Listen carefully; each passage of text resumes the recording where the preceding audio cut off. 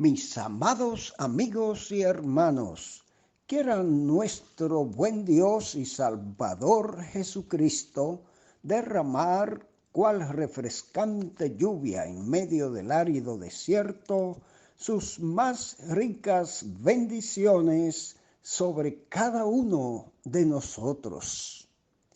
Reciban nuestra gratitud por la gentileza de compartir con nosotros estos breves minutos de saludable alimento para el alma, rica nutrición para la mente y fresco refrigerio para el espíritu. Y ahora, palabras de sabiduría. Leamos en Hechos 16. Aconteció que mientras íbamos a la oración, nos salió al encuentro una muchacha que tenía espíritu de adivinación, la cual daba gran ganancia a sus amos adivinando.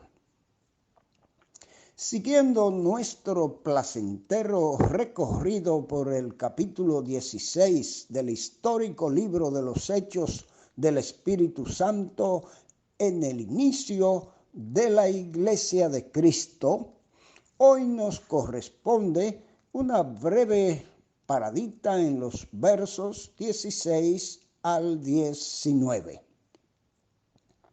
En nuestra presentación anterior, partes 1 y 2, hicimos notar la obra redentora del Espíritu Santo en Lidia, una vendedora de púrpura de la ciudad de Tiatira, pero alcanzada y transformada por el Espíritu en la ciudad de Filipos.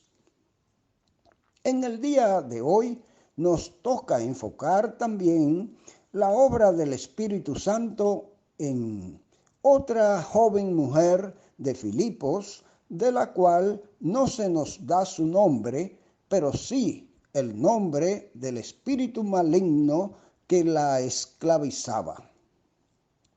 Esta joven era poseída por un espíritu pitón o de adivinación, haciendo alusión a uno de los dioses griegos llamado Apolo.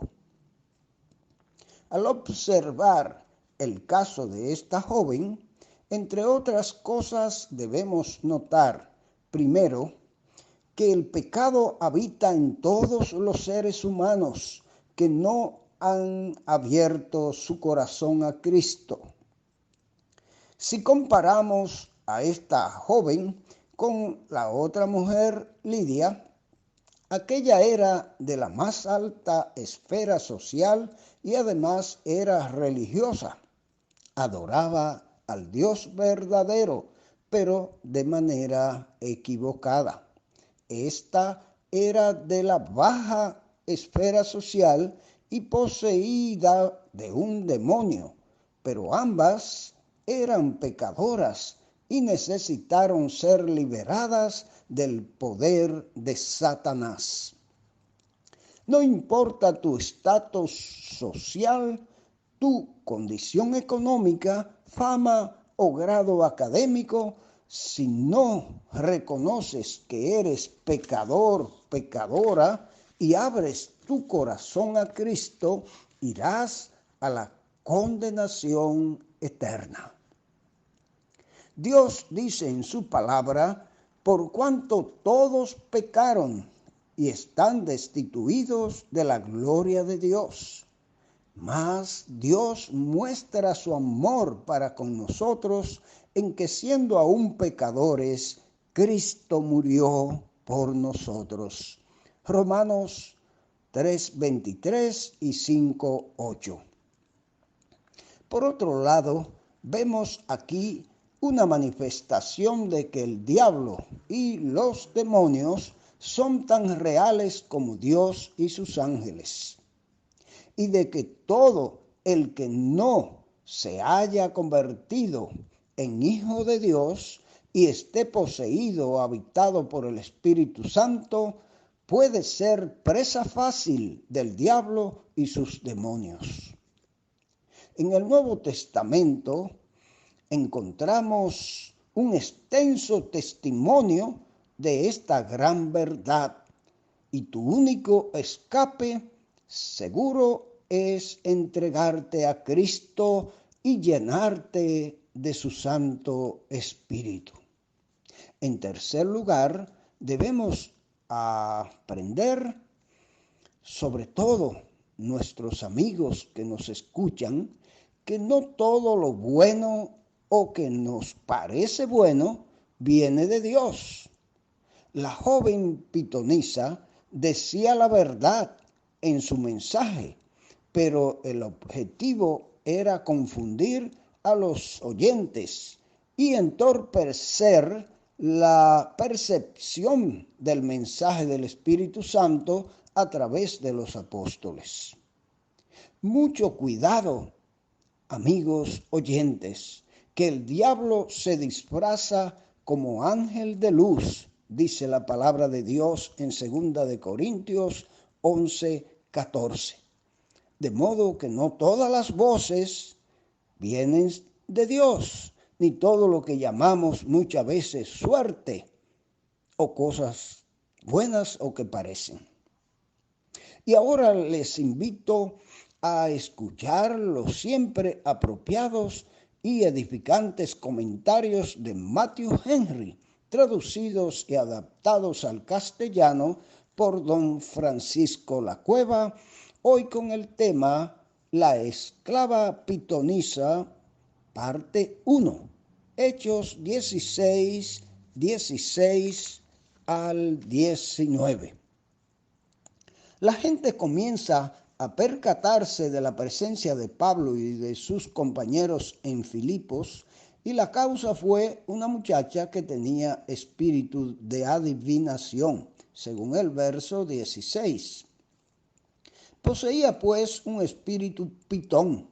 Era una especie de medium de la que se servía el demonio para profetizar. Nos recuerda, dice Leal, la serpiente pitón del oráculo de Delfos, donde se imaginaba la gente que el pagano dios Apolo respondía a las consultas que se le hacían. De esta forma cautivaba Satanás a la gente y el corazón de la gente. Con este don diabólico, la muchacha daba gran ganancia a sus amos. Esta muchacha salió al encuentro de Pablo y sus compañeros cuando estos iban a la oración. No se ocultaban para ir allá y en todo caso Satanás sabía bien a dónde iban. Lo extraño es que diese testimonio correcto de quiénes eran y del mensaje que predicaban. Esta siguiendo del verbo griego indica que los seguía de cerca, no dejándolos ni a sol ni a sombra. A Pablo y a nosotros, según dice Lucas, gritaba diciendo: estos hombres son siervos del Dios Altísimo, quienes os anuncian camino de salvación. Aunque el griego no lleva artículo determinativo, no se puede sacar de ahí ninguna conclusión en contra de la verdad del testimonio. Pero ¿cómo podía salir de un demonio un testimonio veraz a favor del Evangelio? ¿Está Satanás dividido contra sí mismo? Al compararla,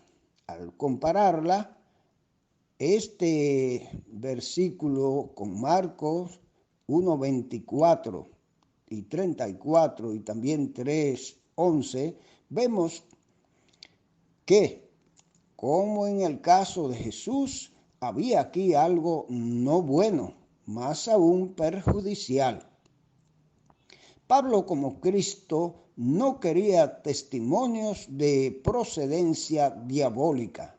En el caso de Jesús, porque favorecía a los que abrigaban falsas ideas sobre el Mesías. En el caso de Pablo, porque como dice Trenchard, podría envolver la pureza del Evangelio con las mentiras y suciedades del paganismo y con las operaciones de demonios. Más aún, los que estuvieran dispuestos a recibir la predicación de Pablo y sus compañeros, al verla anunciada por el espíritu inmundo de adivinación, cobrarían prejuicios contra el Evangelio. Por tanto, después de aguantar por muchos días tal propaganda, según verso 18, Pablo, cansado ya de esto, se volvió y dijo al Espíritu: te mando en el nombre de Jesucristo que salgas de ella.